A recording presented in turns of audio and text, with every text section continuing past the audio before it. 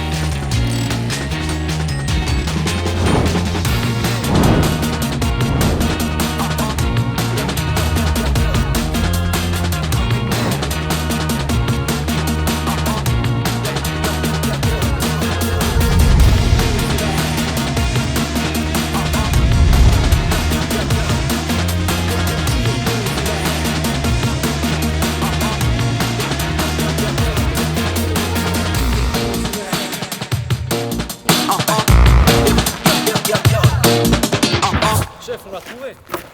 Mais il a pas la boîte. C'est bon, vous faites pas chier les gars, j'ai retrouvé la boîte. Hein. Mais j'ai réfléchi en fait, non mais je vais pas faire ça là. Parce que je sais pas, il fait un peu froid. Je vais faire ça au studio. On fait ça au studio? Non mais c'est bon les gars, merci. C'est pour rien. Bah ouais, merci les gars. On fait ça au studio, ce sera beaucoup plus simple, là il caille un peu.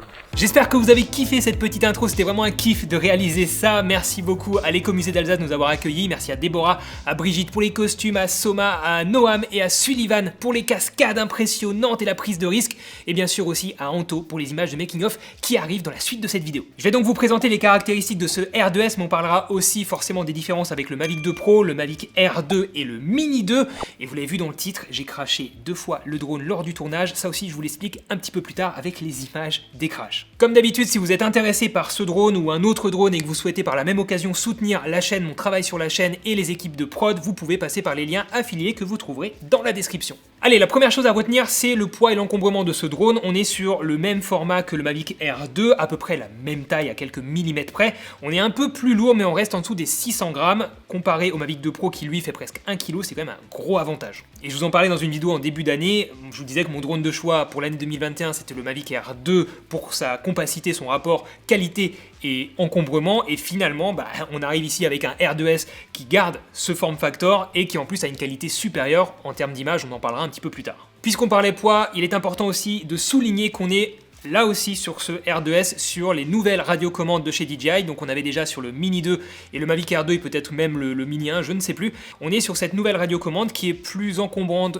plus grosse et plus lourde que celle du Mavic 2 Pro. Par contre, on a une meilleure autonomie, c'est déjà donc ce qu'on avait sur les autres drones, une meilleure autonomie, une bonne prise en main, une position haute du smartphone, une radiocommande que j'apprécie de plus en plus, même s'il est vrai qu'avec un drone de cette taille-là, assez compact, elle prend un petit peu de place dans le sac. Mais encore une fois, ici sur ce tournage, ça a été très pratique d'avoir une longue autonomie. Donc finalement, j'aime beaucoup cette radio. En termes de portée, on améliore la portée ici avec non plus 2 antennes comme c'était le cas sur ces drones-là, mais on a 4 antennes pour la transmission du signal. Donc on est sur un signal qui est de meilleure qualité et qui va avoir une portée plus importante par exemple que sur le Mavic 2 Pro où on était limité à 10 km, c'est déjà énorme et on n'est pas censé voler aussi loin, mais ça c'est un autre sujet. Alors que là sur ce R2S on passe à 12 km. Ces 4 antennes utilisent la version 3.0 du système de transmission OcuSync de DJI, ce qui laisse sous-entendre potentiellement une compatibilité avec le système DJI FPV, les lunettes FPV de DJI à l'avenir. Pour l'instant il n'y a rien d'officiel au moment où je tourne cette vidéo,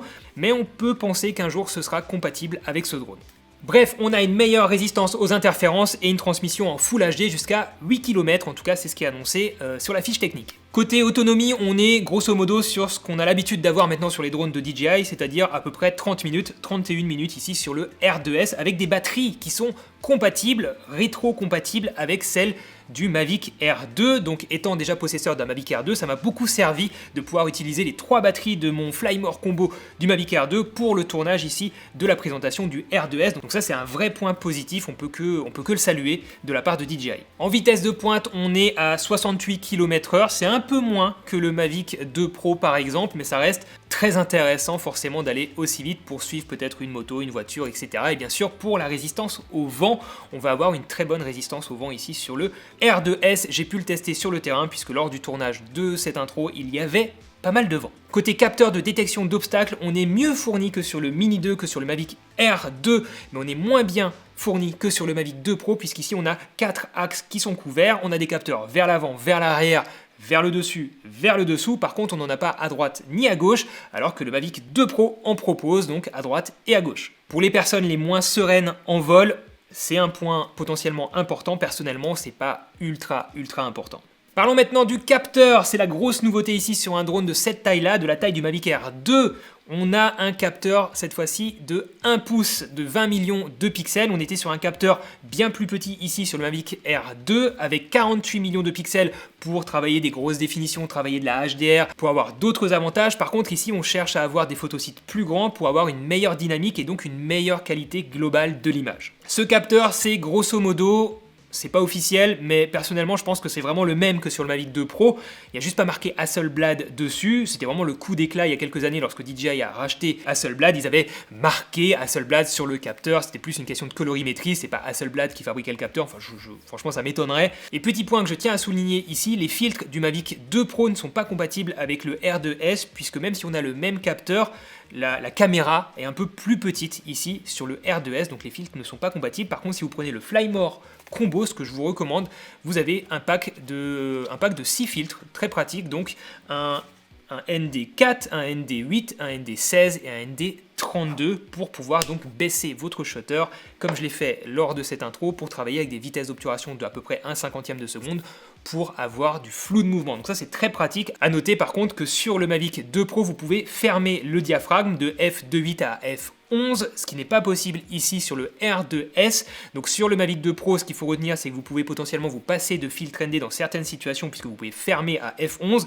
alors que sur le R2S, vous êtes à 2.8 constant, donc il vous faudra des filtres ND si vous souhaitez baisser votre vitesse d'obturation. Encore une fois, les filtres ND sont inclus dans le Flymore Combo. Petit point sur le tournage et sur l'avenir des tests de matériel sur la chaîne, ça va être très rapide, ne quittez pas. Petit point pour vous dire que c'est peut-être une des dernières vidéos de test de ce type-là sur la chaîne, puisque j'ai envie, vous le savez, de faire de moins en moins de tests de matériel, de parler un peu moins de matos sur cette chaîne, mais plus de créativité, d'expérience sur le terrain, comme j'ai fait notamment en photo animalière avec Marc et en photo de rue avec Manon, des vidéos axées un petit peu plus sur l'humain, sur le partage, sur la création, le plaisir qu'il y a à créer de l'image, et moins sur le matos, le nombre de pixels, etc., etc.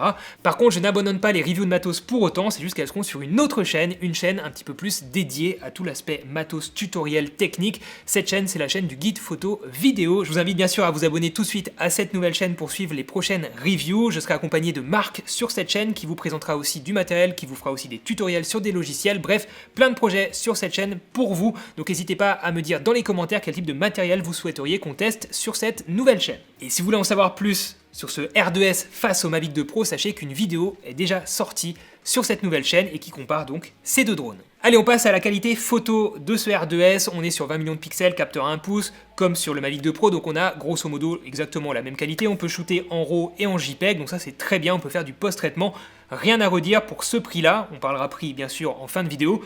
Pour ce prix, ce format de drone, cette taille de capteur, on est sur une qualité tout à fait honorable pour faire même de la prestation professionnelle selon moi. Franchement, j'ai pas grand chose à dire sur la photo à part ça. Côté vidéo par contre, il y a beaucoup plus de choses intéressantes à dire puisqu'on a dans le R2S tout ce qu'on aime dans le Mavic R2 et tout ce qu'on aime dans le Mavic R2 Pro ici dans un seul drone. On a le capteur 1 pouce 20 millions de pixels du Mavic 2 Pro et on a la 4K 60 images par seconde ici du Mavic R2 dans le R2S. Tout ça combiné dans ce petit drone, c'est vraiment trop cool. Ça m'a permis donc de réaliser des ralentis en Ultra HD, en 4K Ultra HD dans ma vidéo et donc de pouvoir préserver cette qualité qui est très correcte d'ailleurs en 4K Ultra HD 50 ou 60 images par seconde. Bien sûr, on fait pas des miracles, mais vous l'avez vu dans l'intro, ça fait le taf, ça fait le job. Franchement, c'est très cool et on peut monter, autre nouveauté ici, on peut monter jusqu'à de la 5,4K à 30 images par seconde. Vous allez me dire, c'est pas forcément ultra utile de base de sortir une vidéo en 5,4K par rapport à une vidéo en 4K Ultra HD, mais ça peut être pratique si vous voulez éditer une vidéo en 4K Ultra HD et pouvoir cropper potentiellement dans votre image, avoir cette petite marge de manœuvre. Vous pourrez le faire ici avec le R2S, ce qui n'est pas le cas sur les autres drones de chez DJI au moment où je fais cette vidéo. On peut s'attendre à une mise à jour du Mavic 2 Pro vers un Mavic 3 Pro dans l'année. J'ai pas d'infos officielles, mais pour l'instant, au moment où je fais cette vidéo, c'est le seul à proposer de la 5,4K. Comme sur le Mavic 2 Pro, on peut filmer sur le R2S en D-Log, en 10 bits, donc avec une bonne profondeur de couleur et une bonne dynamique. Et c'était vraiment un régal lors du tournage de voir en fait que l'image était vraiment de bonne qualité. Lors de l'étalonnage aussi, j'ai bien pu récupérer quand même les hautes lumières. Bien sûr, j'ai volontairement souvent sous-exposé mes images pour faire attention à mes hautes lumières. Et en faisant ça, ça m'a quand même permis de préserver un équilibre assez bon entre les hautes et les basses lumières, chose qui n'est pas forcément possible de faire sur un capteur plus petit avec des photosites plus petits. Par exemple, sur le Mavic R2, vous avez 48 millions de pixels sur un capteur plus petit, donc des photosites encore plus petits, et la dynamique forcément va être moins bonne. Franchement, c'était un vrai régal, une bonne surprise. On a une qualité qui est vraiment identique à celle du Mavic 2 Pro, mais encore une fois sur un drone plus petit et moins cher. On en parle tout à l'heure, je vous l'ai dit. Côté mode de vol, on a l'apparition des Master Shots. En gros, le drone va être autonome, vous allez sélectionner un sujet et le drone va se débrouiller pour faire différents types de plans de ce sujet, monter ça dans un petit clip et vous allez pouvoir avoir une petite vidéo sympathique. Si vous n'êtes pas à l'aise pour piloter un drone, que vous découvrez un petit peu les possibilités créatives d'un tel outil, ça peut être très pratique pour vous, pour les débutants je pense, ou pour vous simplifier la vie sur le terrain. Personnellement, j'aime bien piloter, je me sers jamais des modes de vol intelligents des drones, donc je me suis pas vraiment servi des Master Shots, donc je vais pas vous faire de retour dessus. Je pense que ça fonctionne bien, mais je vais pas vous mentir, j'ai pas testé. Pareil pour tout ce qui est Active Track, Focus Track, Point of Interest, Quick Shot, Drone, Circle, tout ça, c'est des modes que j'utilise jamais, qu'on retrouve ici sur le R2S forcément, qu'on retrouve aussi sur d'autres drones hein, pour le coup, mais qui personnellement me servent pas. Par contre, ça peut servir donc aux débutants là aussi ou aux personnes qui souhaitent se simplifier la vie sur le terrain. A savoir qu'on est passé sur la version 4.0 du système Active Track, donc de suivi de sujets, donc on a un meilleur suivi de sujets a priori sur cette version, donc sur ce drone là face aux autres drones, et on est aussi sur la version 4.0 du système APAS d'évitement de contournement d'obstacles, donc là aussi le drone est censé mieux éviter les obstacles que sur les autres drones. Avant de vous montrer les images des crashs, je vais juste vous parler du prix de ce drone. On est à 999 € de base, mais vraiment je vous conseille toujours le Flymore, le combo avec 3 batteries, avec les filtres ND, etc.